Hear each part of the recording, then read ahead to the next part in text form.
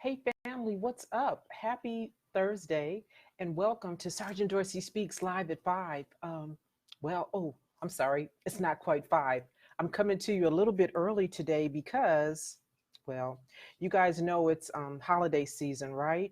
And because it's holiday season, that means there's lots going on. Christmas parties, soirees, you know what's up. And so I got business tonight. So I needed to come to you a little bit early, and it's going to be an abbreviated version of Sergeant Dorsey Speaks, but I did want to share a couple of things with you that are going on. And while I do that, let me just go ahead and, share this on my other pages.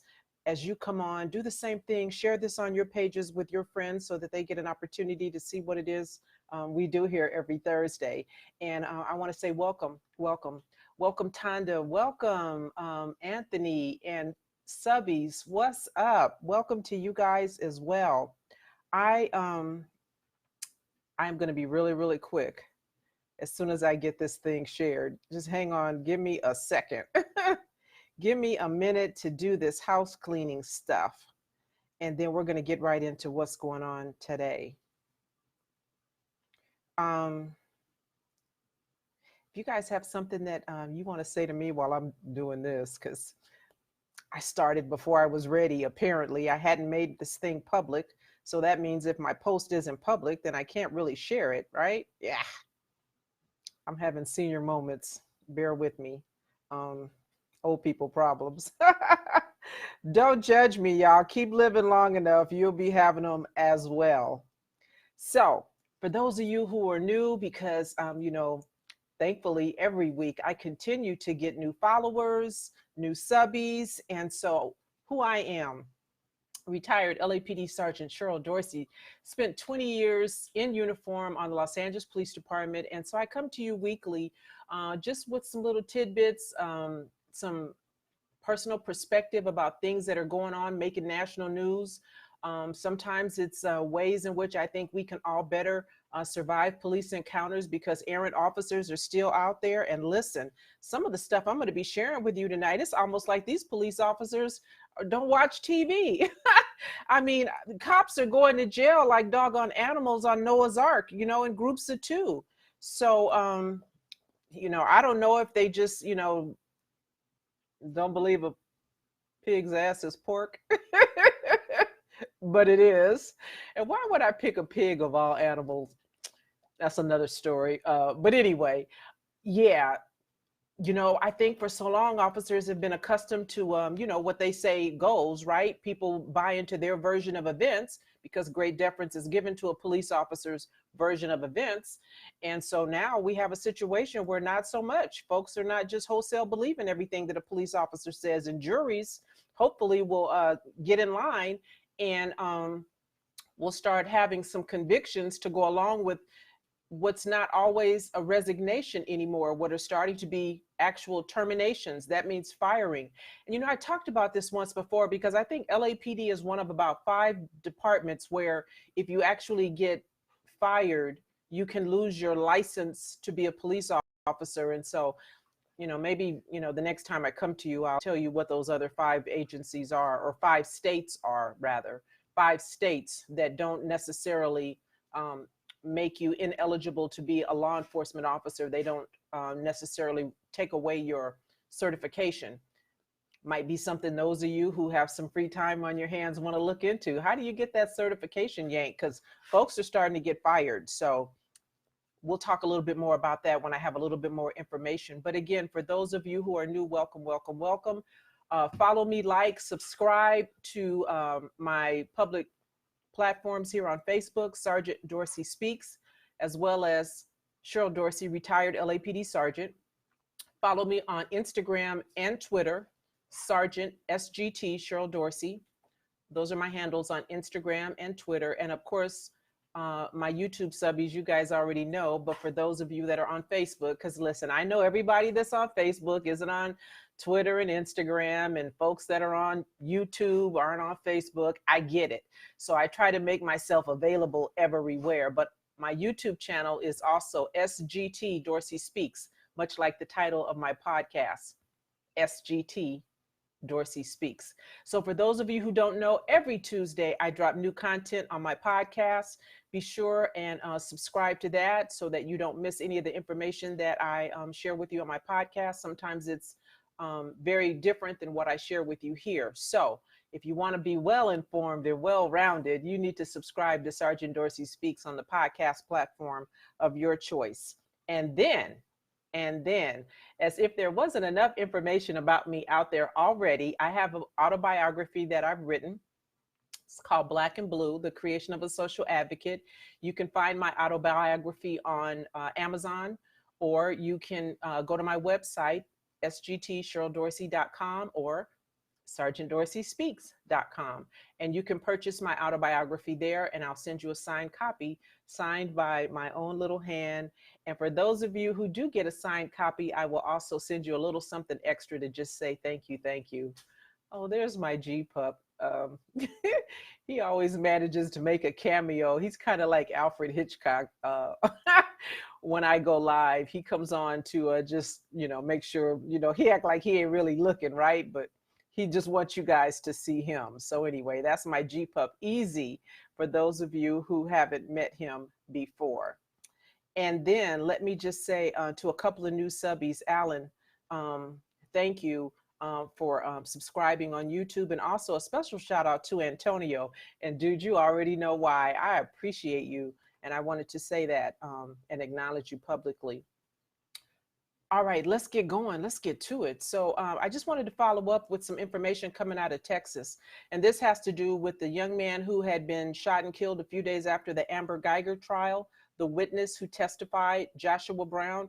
There was a whole lot going on, all kind of conspiracy theories that he was killed because he testified during the trial against Amber Geiger. And, I already told you guys, I don't do conspiracy theories. And I don't think that the three people who they named as having committed or at least been involved in his murder were, guinea pigs or were scapegoats, names that were just submitted because, again, a lot of people were saying, who drives from Louisiana, because that's where they allegedly came from, all the way to Texas to buy marijuana? Who does that? Well, I had some family who said, I do that. And I don't mean blood family. I mean, y'all out there who told me not only do you drive, but you get on planes for products. So it could happen. Well, a grand jury has returned indictments in the case of Joshua Brown. And they've indicted Michael Mitchell, 32 years old, Thaddeus Charles Green, 22, and a 20-year-old by the name of C.R.A.S.H. Mitchell. And those three are alleged to be out of Alexandria, Louisiana, said that they drove down to Dallas to buy some drugs from Brown. C.R.A.S.H. Mitchell said to the police, according to the article, that Brown shot him in the chest after Thaddeus Green and Brown had got into a fight during this whole drug deal, and then Green shot Brown. So again, if you're, keeping score, Joshua Brown, according to C.R.A.S.H. Mitchell, one of the guys who was convicted, who was indicted, Joshua Brown got into a fight with let me see. Brown got into a fight with Green. Yeah, Brown got into a fight with Thaddeus Green, and then somehow C.R.A.S.H. wound up getting shot in the chest in the midst of all that, and then Green shot Brown, and so Brown died. That's the story that's coming out of Dallas with regards to Joshua Brown and that whole situation. So eventually, at some point, they're going to put these three on trial, and you already know they're not going to have a hard time getting a conviction. The only question will be, what kind of time are they going to get? So as I see and hear more about that, I'll share that with you. And then here in LA, I shared with you guys that there was and I'm reading now that there have been at least 2 community meetings where District Attorney Jackie Lacey was a no-show. Now, she's up for re-election, and I think there's some kind of a primary or runoff or something. There's a primary in March of 2020 for Jackie Lacey. And so for those of you who live in LA County, you guys already know LA County, LA City, you already know Jackie Lacey's history. And, you know, I saw some folks saying that they were going to hold their nose and vote for her because they didn't particularly like the other people that she's running against. And you know what happened the last time we held our nose? Well, I didn't hold my nose, but you know what happened the last time folks held their nose or refused to vote for somebody because they couldn't hold their nose and make a vote, right? Couldn't hold your nose and vote for Clinton. And so now we're going through an impeachment, right? So LA City, LA County, if you guys are sick of Jackie Lacey and her refusal to indict police officers who engage in misconduct, who use deadly force as a first resort rather than a last resort, who, when the police commission even finds fault with police shootings, Jackie Lacey likes them, allegedly, seemingly, because she hasn't done anything negatively with regards to going after police officers. Well, unless you get involved in work compensation fraud. And so that's my next story, because there's a LAPD officer now, and he's an ex-LAPD officer. He has been charged by DA Jackie Lacey for workers' compensation fraud. Now, some of you here locally may know there was a whole lot in the news about a year or so ago about LAPD officers who go off on work comp. In other words, you get hurt on the job, you can't do the job, but you're at home collecting work comp insurance, because on LAPD, you know, that means no taxes for a whole 365 days. You get your salary tax free if you're out on a work comp case. And then there were officers who were on the drop program, and I'm not going to even get into what that means, but LAPD family, y'all know, folks were on drop allegedly, and then they go off sick, collect work comp, get caught doing stuff that exceeds medical limitations, blah, blah, blah, blah, blah, blah. So there was a lot going on about that, and folks were trying to figure out, how do we get at them? Well, Jackie Lacey figured it out. And so now there's an officer, and listen, I'm not saying that, you know, he shouldn't be charged. If he was involved in something felonious, fraudulent, then he deserves what, you know, he deserves. And so this officer, his name is Michael Simon, and he's 39 years old, felony charges alleging work comp insurance fraud, two counts, and then one count of grand theft, because anything more than $950 is considered grand theft, not petty theft, but grand theft, and therefore a felony. And so obviously, you know, he must have been collecting work comp for a minute. And listen, all you got to do is 1 month to get over $950. So this officer resigned back in 2016, and it has taken, I guess, 3 years before he was finally charged. And so we know that Jackie Lacey can actually charge a police officer if and when she wants to, but she don't seem to want to do that when an officer takes somebody's life unnecessarily under the guise of they scared me, or, you know, they seem suspicious, or they wouldn't come here, right? You guys have an opportunity to do something about that March 2020. And if you don't, then you have no one to blame but yourself. Hey, Jay Lamar, what's up? Hey, Barry. Hey, Barry, I missed you too, sir. Happy to see you here with me. I appreciate you. I appreciate your consistency. Now, listen, these deputy sheriffs, I don't know if deputy sheriffs around the nation have been kind of like LA County deputy sheriffs, who used to, in my mind, get away with all kind of stuff back in the day when Sherman Block was the sheriff, and then Lee Baca. I used to kind of, not really, but I'm gonna just say it like this, look in admiration that, you know, the sheriffs could get away with all kind of foolishness.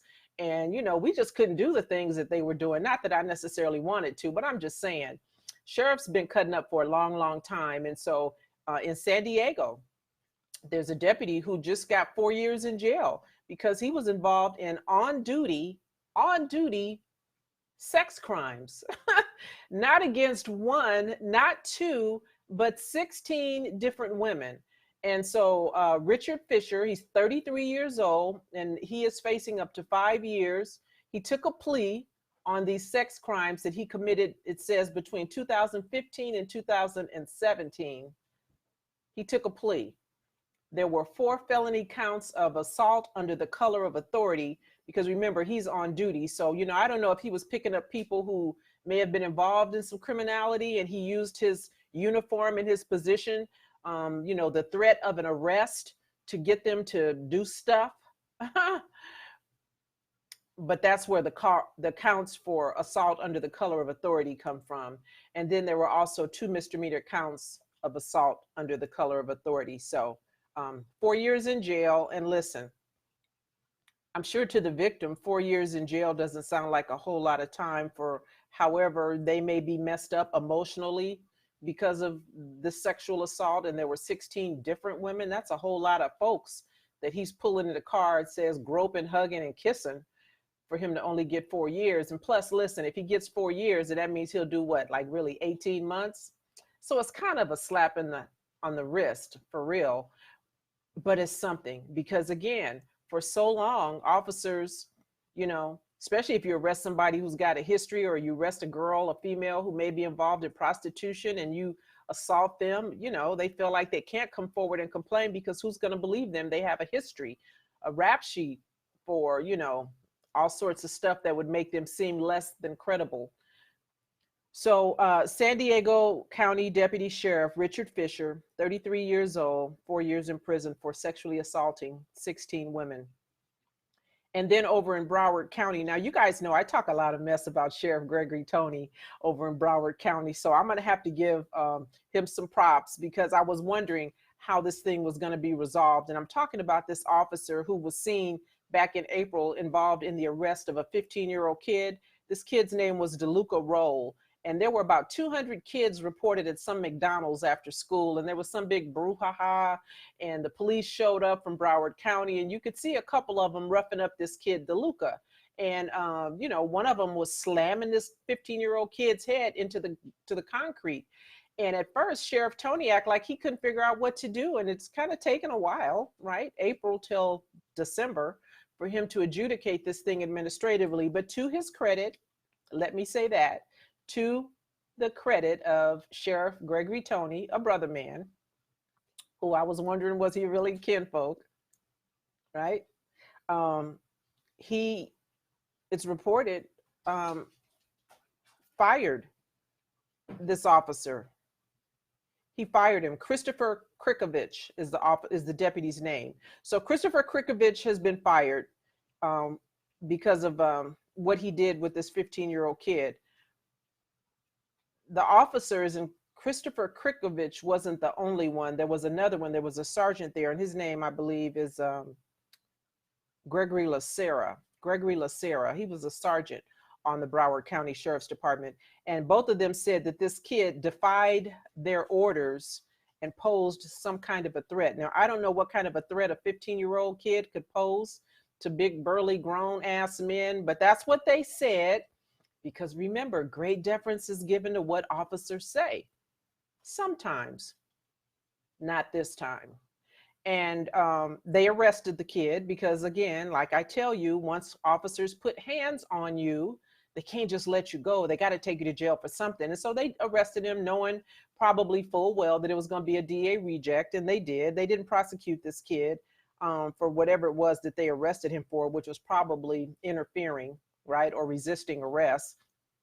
That's usually the generic charge that an officer will put on someone. And so the charges were dropped against the 15-year-old kid. And now Christopher C.R.A.S.H has been fired. And then Gregory Lacera, who has also been charged with misdemeanor abuse charges and falsifying records, lying. He's waiting for his situation to play out in court. Now, it'll be very interesting to see, and maybe that's what Sheriff Gregory Tony is waiting for. Criminal, conviction makes it a lot easier to make an officer go away. Maybe that's what he's waiting for in the case of this Gregory Lacera. If he's convicted, then it'll be a very easy fix administratively. I'll let you know what happens with that. And then there's a third deputy whose name is Ralph Mackey. Now, he too was arrested for falsifying records, but he was found, he was acquitted. He was acquitted. So I would imagine that Mackey, Deputy Ralph Mackey, is probably still out there in Broward County. So, he beat this one, y'all, but that don't mean he ain't crazy and won't do it again. So be careful. Deputy Ralph Mackey, Broward County Sheriff, he lives to offend again. Okay, know that. Now, over in Chicago, you guys, Charlie Beck, he's over there scoring brownie points. It was reported that he just decided to do away with their merit promotion system. And this is something that the police union over there has been fighting against for some time. And so has the new mayor, Lori Lightfoot. They don't like this merit system that was existing over there on the Chicago Police Department. Seems reasonable enough to me, because according to what was written, it says that unqualified officers are able to move up because the promotions to the rank of detective, sergeant, and lieutenant are based on time of service. In other words, your seniority, time on the job, and then recommendations, who you know, regardless of what kind of score you might get on a written exam. And so that doesn't seem fair. And Charlie Beck has done away with that whole merit system for promotions over there. And listen, I'm thinking Charlie want to be the superintendent. He ain't there to just, fill in and be a warm body. I think this might, just help in that regard. Look for Charlie Beck to not be interim. I'm thinking he gonna be your superintendent, y'all. And then once he get in, hold on, buckle up. I'm just saying. In St. Louis, there is a police officers association for Black officers over there called the Ethical, what is it called? Let me get this right. Ethical Society of Police in St. Louis. This is a group of Black police officers who've been, doing big things over there. And because of their efforts, there are 22 officers on the St. Louis Metropolitan Police Department who have been fired. Now, a lot of this came to light a few months back because of a report about police officers on social media in groups, letting you know who they are. And it was known that there were several on the St. Louis Metropolitan Police Department, and it's taken a few months to get at them. But on November 27th, 22 of them were fired. And a couple of them, they were longtime veterans. One had 32 years on the job. He was a sergeant. His name is Ronald Hasty, Hasty, H-A-S-T-Y. Sergeant Ronald Hasty, 32 years on the job. And then there was a 30-year veteran detective, Thomas Mabry.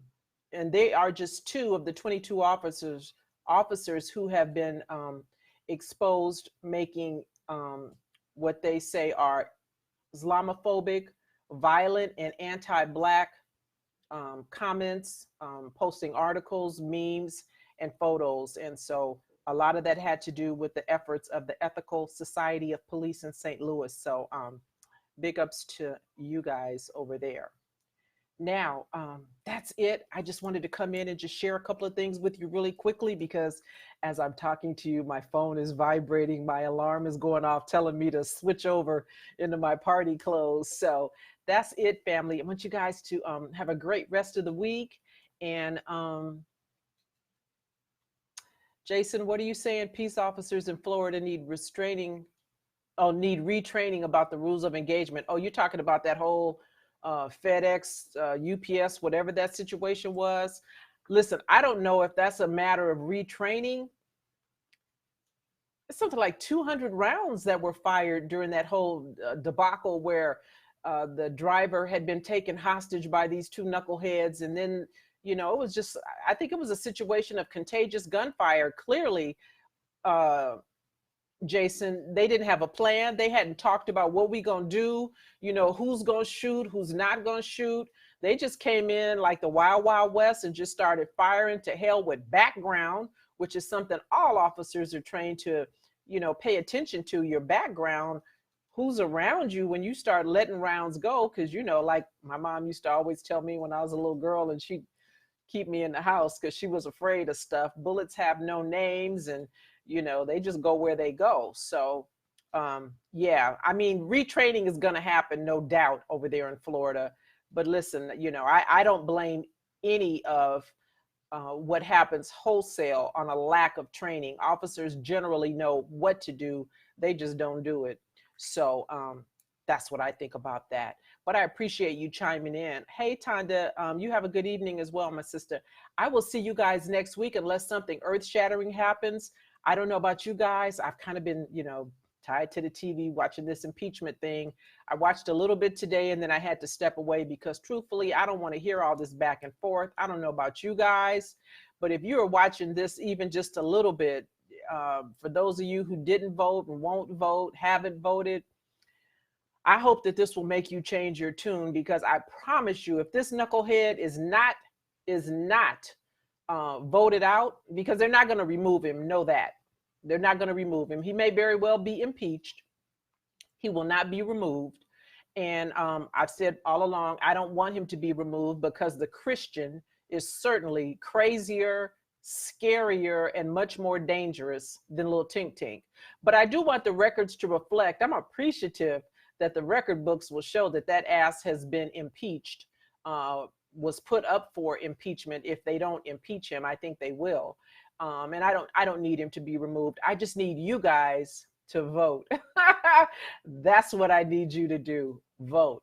So again, that's it, family. Thank you. Thank you. I will see you guys next week. And again, for those of you who want to know a little bit more about me and my career on the Los Angeles Police Department, visit my website, sgtcheryldorsey.com or sergeantdorseyspeaks.com. If there's some information that you want to share with me or you have a question about and you would like a private response, you can certainly email me. Many of you do that anyway. We have a lot of dialogue over on Gmail, sergeantdorseyspeaks@gmail. Hit me up and I'll get back. Have a good week, you guys. Until next time, be good, be safe.